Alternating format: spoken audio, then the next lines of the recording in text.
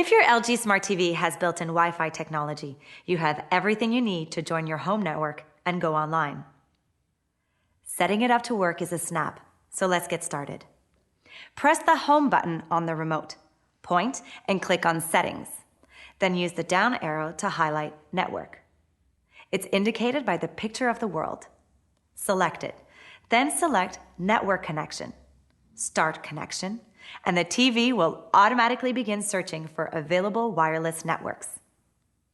If the network you want to join is secure, you'll be asked to enter a security key, which is the password, and a virtual QWERTY keyboard will appear on the screen.